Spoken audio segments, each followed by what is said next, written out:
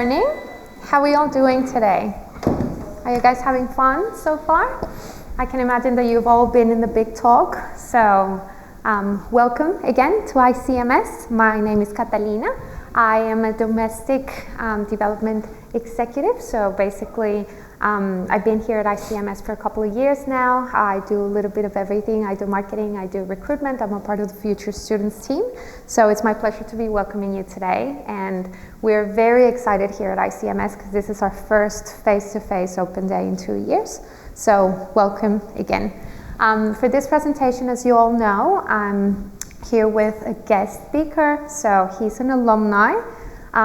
You are all here to hear about his tips for the hospitality industry. So it's my absolute pleasure to be introducing Nauman Hasan.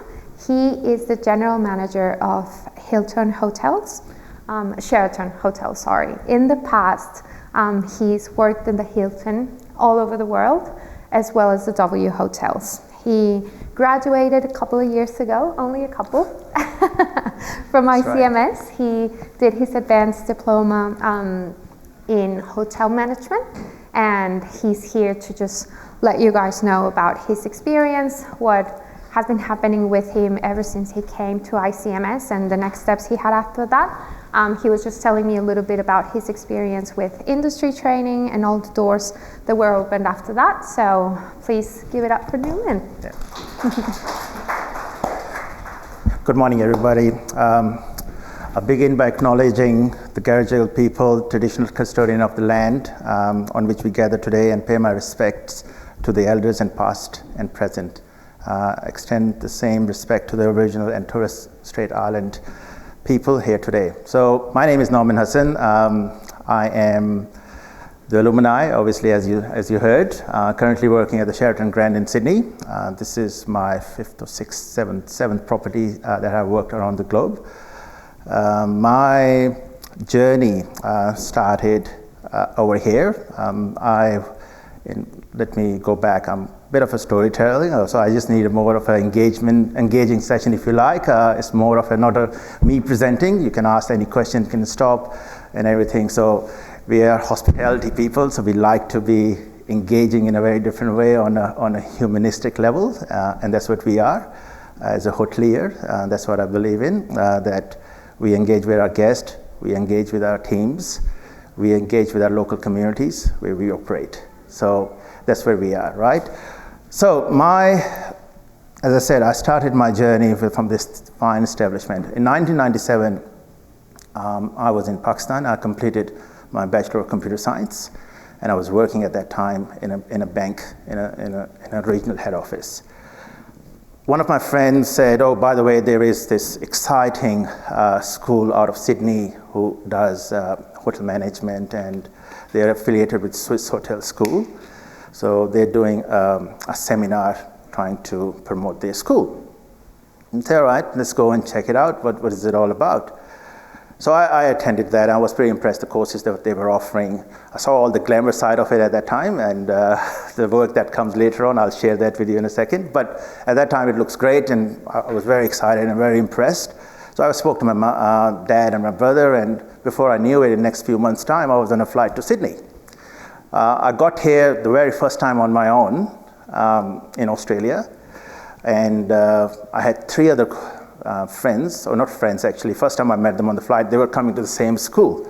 So they became really close friends. So the moment I arrived here, as you can imagine, someone in a foreign country, you don't know anything about anything. So the school made it very easy and what I call it, very seamless experience for me to settle into Australia in the initial stages, right? So I think that was where the built my foundation right away. My school life over here was absolutely, I have a very fond memory. I had the best hotel room over here, 701, I still remember. I knew how to get to that room because Mr. and Mrs. Mishkowski, the dean at that time, Mrs. Mishkowski was running the housekeeping at that time, and so I managed to get that room. We had the best view in the whole complex. So that thing, what I realized when I stepped out in the real world, being punctual, properly groomed, well presented. All of those things made such a difference to stand you out. It's basics, right? But they are important at the same time.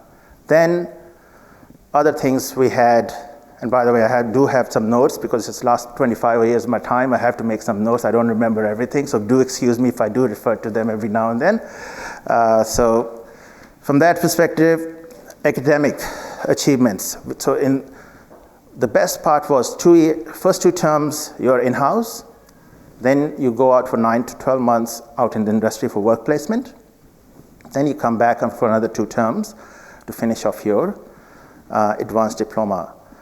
So for the first 2 terms I finished, the mid when we went to work placement, that was facilitated by the school. I was fortunate to get a job offer to the Hilton in Melbourne.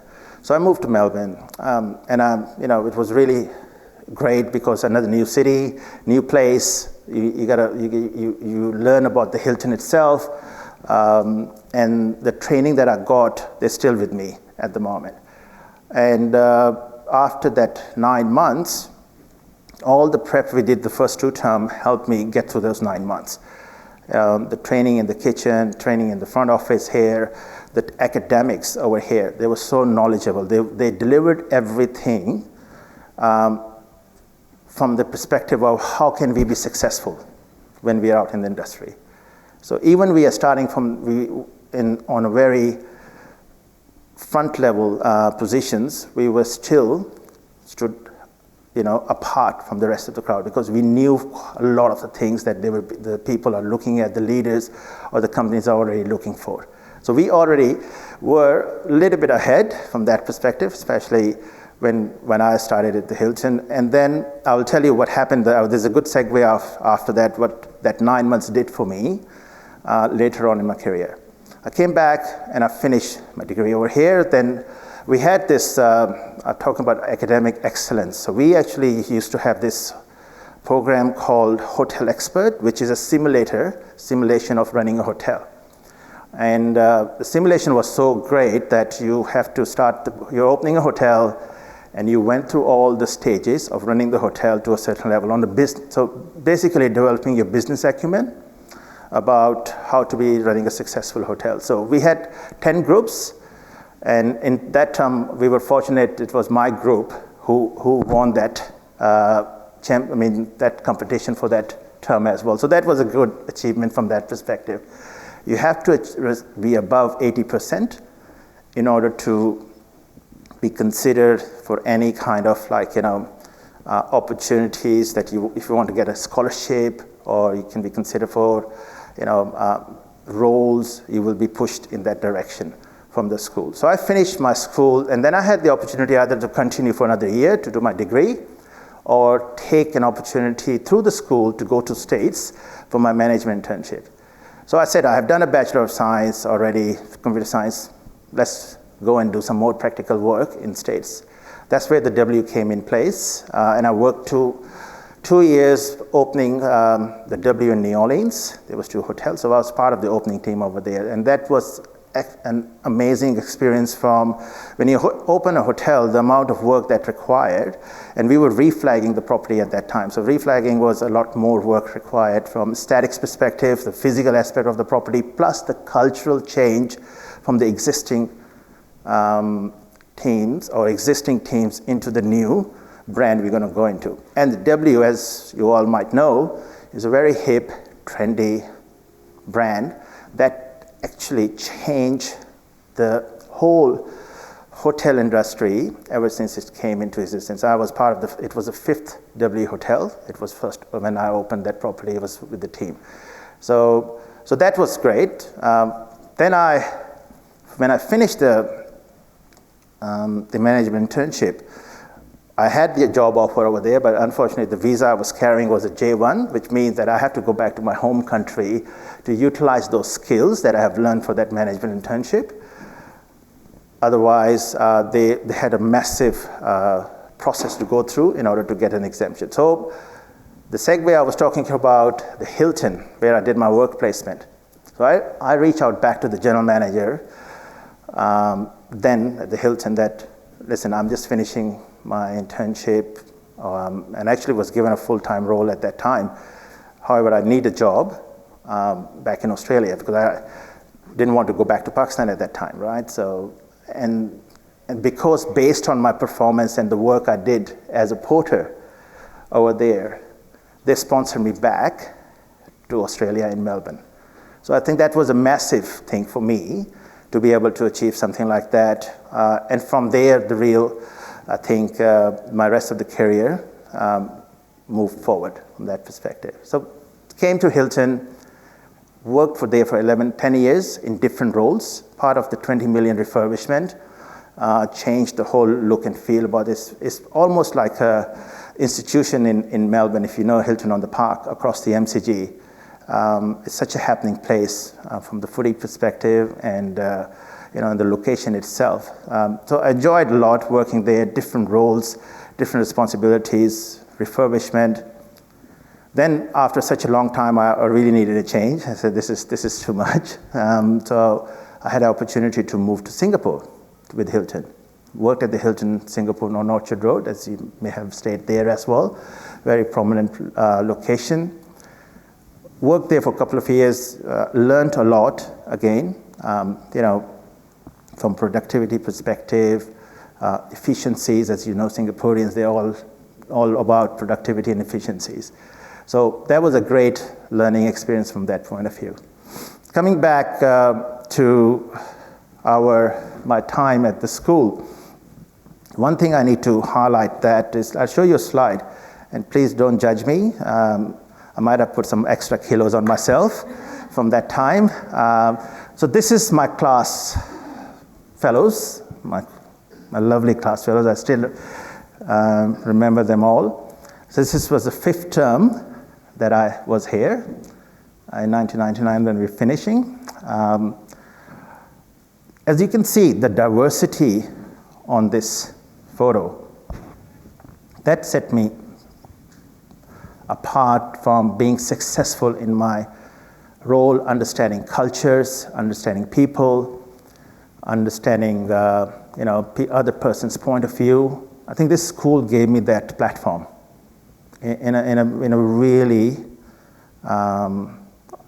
in a very comprehensive way. I didn't realize until I traveled 4 different continents, 6 different countries, different cities, different people that I work with, because I almost had like 35 to 40 different nationalities in our term only when I was here. So I think from this school, that was another great, support or setting us for success. Automatically, in a very organic way. I didn't have to work hard. I don't have to go through some bias training or cultural bias training or anything like that. It was just organically, it became my second nature. And I think today's world, wherever we are, my best mate who is in Dubai at the moment, and there's 2 of them actually, both of them, they are running their businesses in such a diverse background, right? So in order to understand, when I moved to Fiji and I was working in America, it's 2 different workforce, right? Or when I'm working in Melbourne or working in Singapore, or now I'm working in Sydney. So my work environment is very different. With the people I'm engaging with on a day-to-day basis, that is just like something that I was able to get right from the start when I was in this school. So that's a great positive story that I quite enjoy. I'm very proud to say and discuss all the time wherever I go what really I got of ICMS. What really give me that standing edge. The academics were so good and supportive. They understand where the pressure points are, where to alleviate them, how to work through individuals. So, and they were all industry professionals, right? And that's the best part of it. You can get an academic and you go to a lot of universities and they have done academic for the last 20 years. But in this school, you will get people who have got industry experience and they share those experiences with you all the time. So that was pretty exciting. And then after that, we I was in Singapore. Singapore, as you know, is a melting pot. Then I had the opportunity to come back to Brisbane. I managed the Conrad Treasury over there as operations manager there. I was there for almost 5 years, for 4.5 years. That property was another challenge for me as the operations manager there. I had 6 months to prepare the property to host 2 head of states for G20. So we had Stephen Harper and David Cameron, who stayed with us for the G20 in 2016. So I had like only 6 months with the team to turn the place around and to be getting ready to deliver that 36 hours of that experience. So 6 months of prep to deliver 36 hours. But it was very rewarding. The team did an amazing job, and without a single hiccup, the whole experience went through. So that whole experience was unique. First time dealing with it, but when it all went through, it was absolutely amazing. Then, as I said, I mentioned Fiji. After coming back to Brisbane, I had the opportunity after 4.5 years to go and manage a resort in Fiji with Hilton back again. While I was in Brisbane, I also managed to complete my full-time MBA with my full-time job. So I did that at the same time while I was feeling kind of comfortable in my role. So I said, well, how else I can stretch myself? So I did manage to do my MBA after 3 years in my role, and then 1.5 years I completed my MBA as well in Brisbane. Then I went to Fiji. The Fiji is as beautiful as everyone knows. The people are gorgeous. They are genuinely hospitable, and whoever has experience will say the same. However, in 6 months into the role, got hit with this current pandemic, which we're still recovering from at the moment.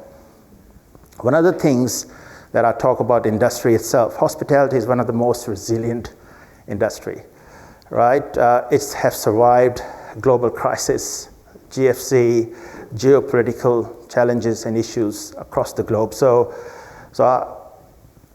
when it hit Fiji, 27th of March, I still remember, I had the resort there. The guests start leaving, right? Within 2 days, the whole resort is empty, totally empty. And within 3 or 4 days on top, we had the borders closed down, right? So nothing coming in. 40% of Fijian GDP comes from tourism. A massive setback, right, for the local economy and the people who are associated with the industry. But they are one of the most resilient people I've seen in the world ever. They've gone back to their villages, their natural habitats, where they are always been part of their farming, and how they always have worked through decades or years, centuries for that matter. But to see that we didn't make anyone redundant or let anyone go, but we kept everyone on the books, but at the same time, unfortunately, didn't have anyone to be able to work. We had a very small group of people to maintain the property. Talking about maintaining the property, on the 6th of April, after 27th or 30th of March, when we closed the resort, on the 6th of April, we got hit by Cyclone Harold. That was a Category 5 cyclone that ripped through our resort with a 1 meter water that went through. So we were in between the Pacific. The location of the resort is Pacific on the front, the resort, and we have a little river stream behind us before we go onto the mainland. So the water went through the whole resort. So my heart almost broke when I saw that, because one thing of shutting down the economy, the tourism and everything, but at the same time, we didn't have anything left behind after that devastating experience from the cyclone. So it took me 3 months or 4 months to repair the resort, to bring it back to life. And then we focused on the local business until we got some quarantine business as well, because our expatriates are coming back, and the repatriation was happening at the same time. So a lot of those fun stuff that I don't want to further bore you with that, but there was, again, this part of the industry I went through. But it's, at the end of the day, it's all about learnings for me. It's all about the challenges that you go through, and it's all about the fun that you get to travel in this industry. This is one of the only industry, I'll tell you, my area vice president, Sean Hunt, he started as a butcher, right? He has 2 shops in Auckland. Now he's managing the whole region with 40 hotels, right? So he's the area vice president. Why I'm telling that is because this industry is, you can start from wherever you are, and you have the opportunity in this industry to get where you like to get to. It's up to you. The potential is amazing. It's all up to individual, and you drive what you want to get to. And for me, why I'm saying that about Sean, for example, or I've got Craig Smith, he's the president for Europe. He started as an assistant housekeeper. But they all have educations behind them, right? They went through those educations, and they were able to grow through their careers and are responsible for bigger and better things at the moment, for that matter, right?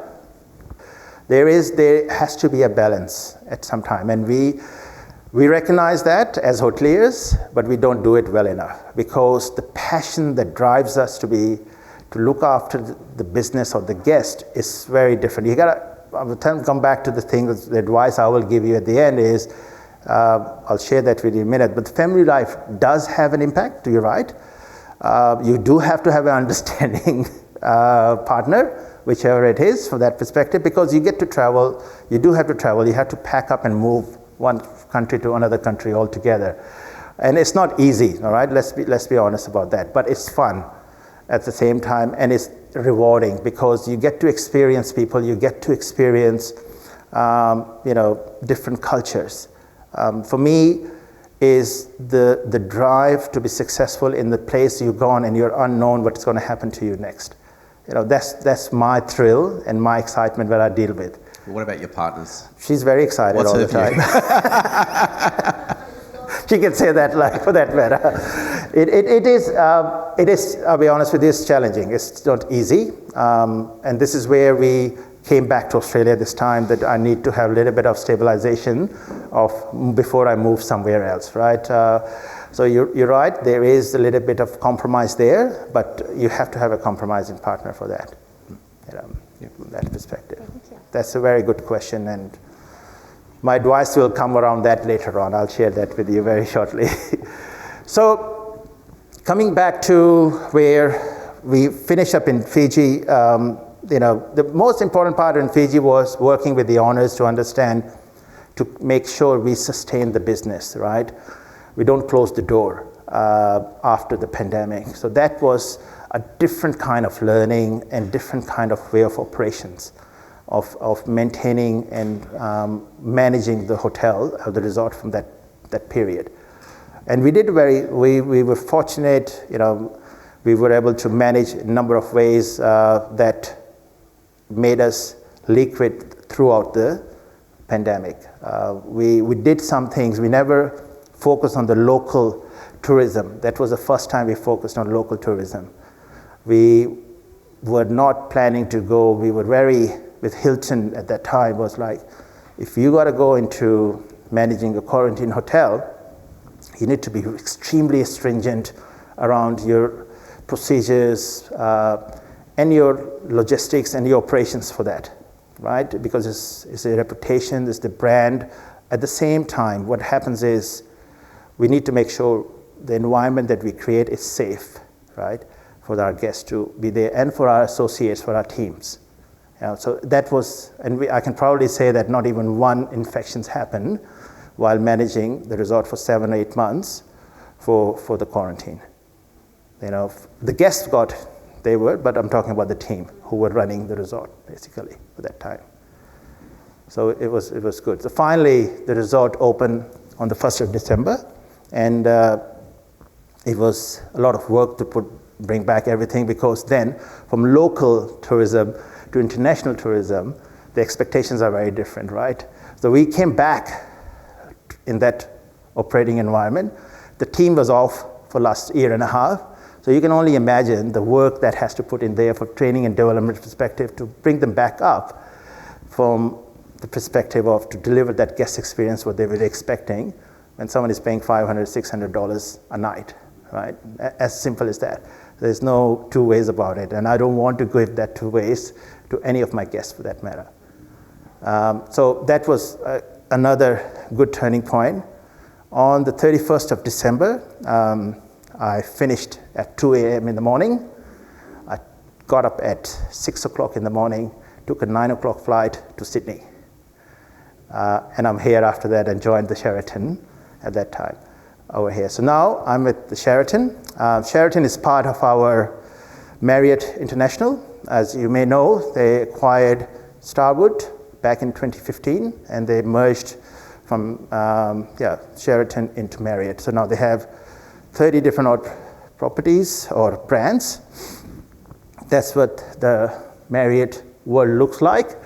Proud to be part of the company and the family with 30 brands, 8,480 properties and growing, 130 countries, 120 associates. So one thing I always see that in this industry, and there's always the conversation in Australia where this is no different to any other industry or any other profession. We have our finance teams, marketing teams, operational teams, HR teams. So all those functional departments are the same as any other industry. We run the hotels with all of those functions and the operations. The key is, what are you passionate about? What would you like to do? And this industry, as I said, gives you the opportunity to be part of doing whatever you like by traveling the globe. Who doesn't like traveling? Anyone loves? I understand the family part, but travel. Tell me, I know we all been restricted at the moment for the last 2 or 3 years. They haven't been able to travel that much. I'm sure, when you can mix work with leisure, that's not really work for me, but it's really fun part of it because it's rewarding.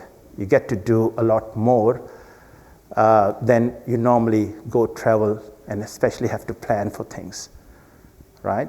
Whereas you're doing this in a very organic and natural way. While you go to experience a country or a city, you live there for a year or 2 years, you get to do everything. It's a long-term travel plan or visitation somewhere, and then you move on somewhere else. So with Marriott, I think what I want to highlight is also its values. Okay, for us, and a lot of other, with Hilton, it's now very much different. But Marriott, there's a lot of things that really resonated with me as well, and that's why I joined the company. The number one value for Marriott is we put people first. It's all about the associates.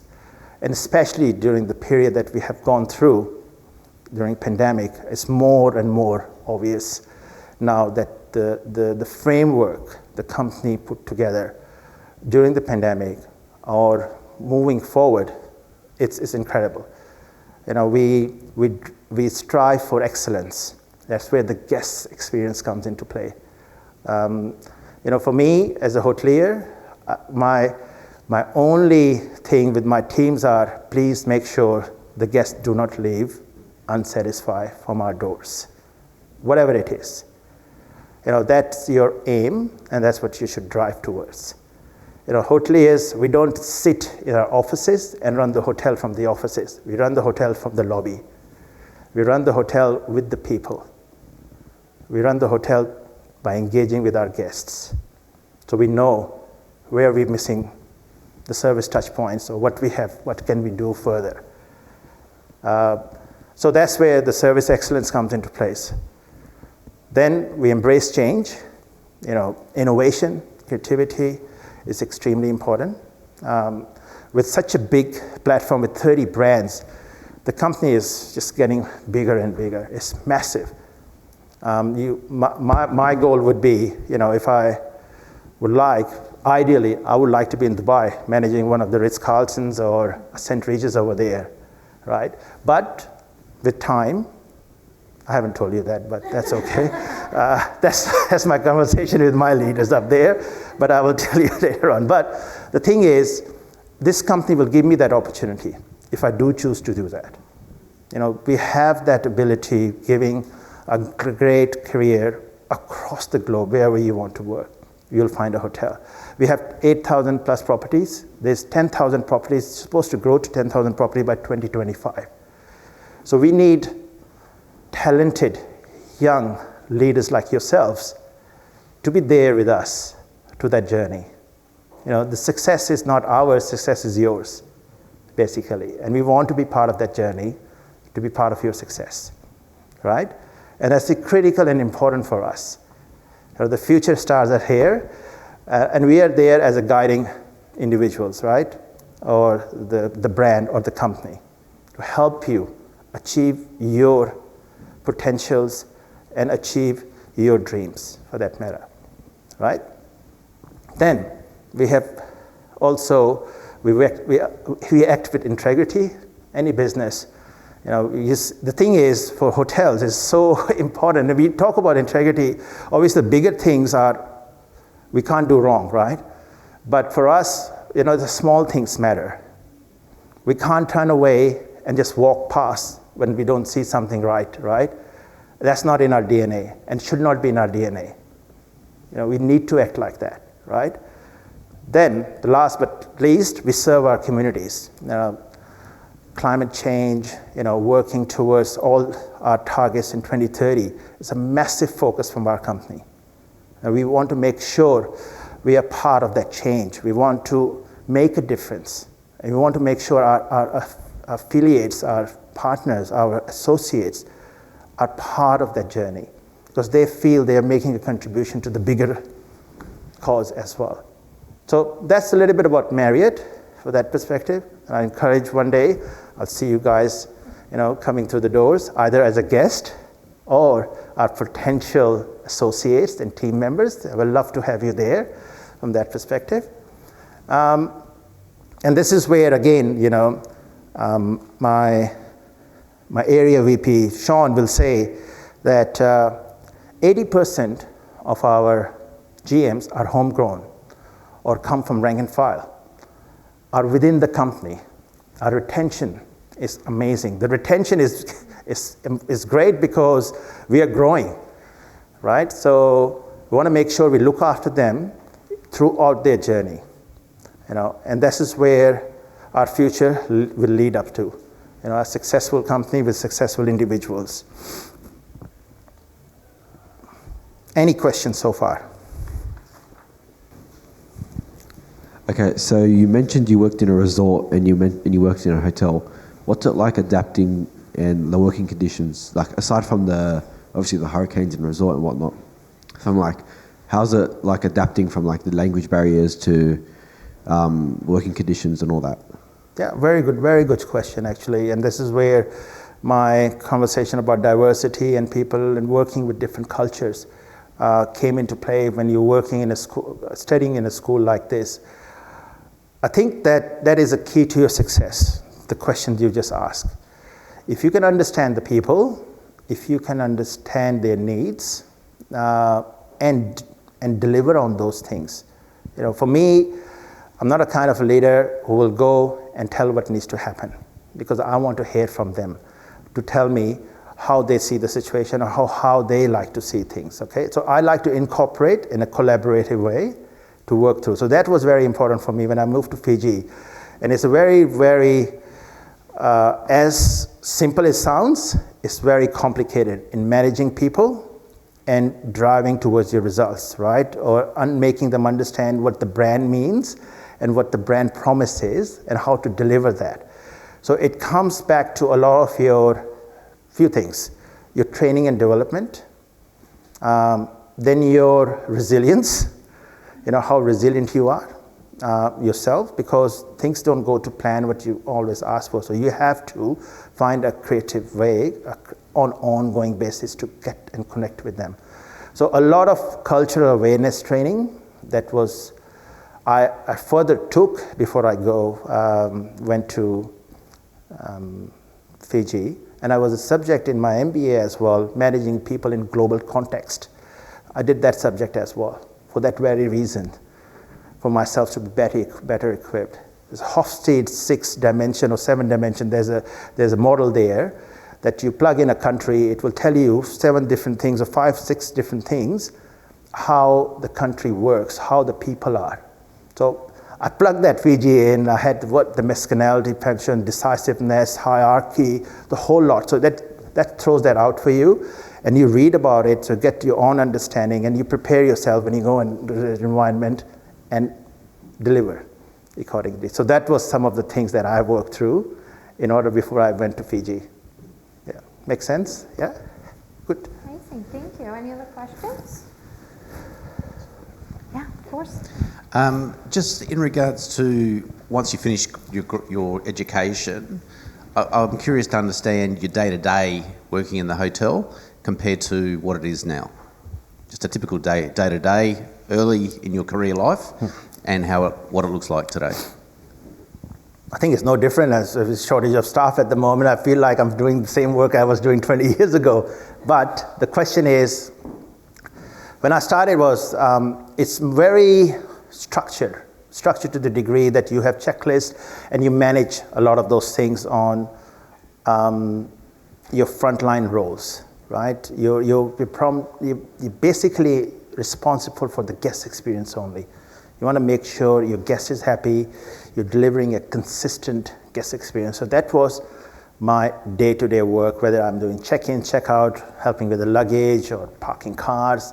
So that delivery was always there. Now, my responsibility is slightly different to make sure the teams are doing all of that stuff in a very consistent way. And then on top, running the business at the same time. So it's like any business, we have to deliver a GOP, gross operating profit at the end of the year. We have to have guest satisfaction scores at a certain level. So for me, I not only looking at the micro, I look at the macro as well for the hotel performance. From financially, from the guest satisfaction, the quality that we need to drive and deliver on day-to-day basis to the guest experience. I'm very passionate about our guest experience and guest feedback. I drill it down to the degree that how can we be better on its merits, right? Any guest feedback comes, if it's a perception, it's a comment, I can quantify that very quickly or qualify that very, very quickly, right? So for me, it's very important. If you have given me a feedback about the hotel, in any part of the hotel, and that is on merit, I will make sure that that will be action in one way or the other. Okay, so for me, the guest experience, the profitability, the quality of the hotel that we drive, and my team is happy. I want to make sure my team is growing, learning, developing on an ongoing basis. We are only as good as what our teams are or what they do.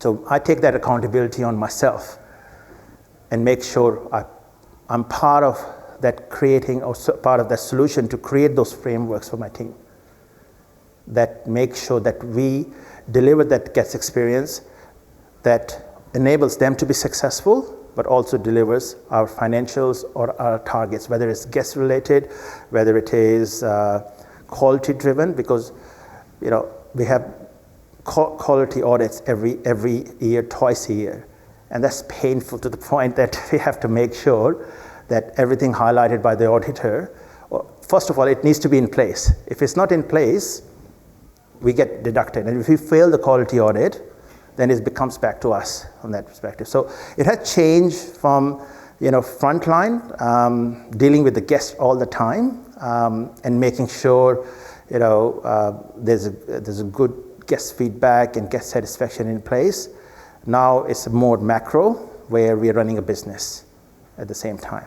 How competitive we are with our pricing, what other competition hotels are doing, reading, understanding sales and marketing strategies and putting them in place from F&B perspective, room side, or our global distribution channels. So there's a lot of stuff that comes into play into our hotel environment, which I have been fortunate enough throughout my journey in the hotels that I was able to learn and grow through. And where the hotels have also provided that structured learning, which marries with our practical learning from that perspective. Answer that's all right? Yeah? Thank you. That's good. Any other questions about the room, around the room? A couple of things that I will share. What got me here is obviously hard work with lots of fun and reward, ongoing learning, perseverance and resilience, passion for the industry that I really enjoy, because I don't see any guest who is going to be I feel I can't, there's no guest in the world that I can't satisfy, no matter how difficult that guest could be, how much ball that we have dropped for that guest experience. So that's the passion that I come with from the guest service perspective. And I think, when we look at the service profit chain, you got to make sure there's three elements to it: your associates, your guests, and your owners, right?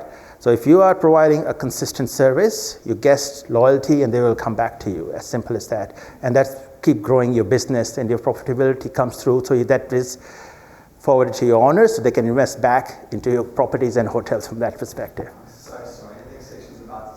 All right, We're just running but that's out of basically time. the last piece of advice I will just share with you is the last piece for all the aspiring individuals is that to keep things simple in your life, right? Don't overcomplicate them, please.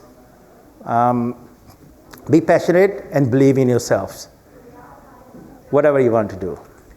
Sorry? That's very good advice. Yes, and choose a mentor carefully that will grow you and guide you through your career.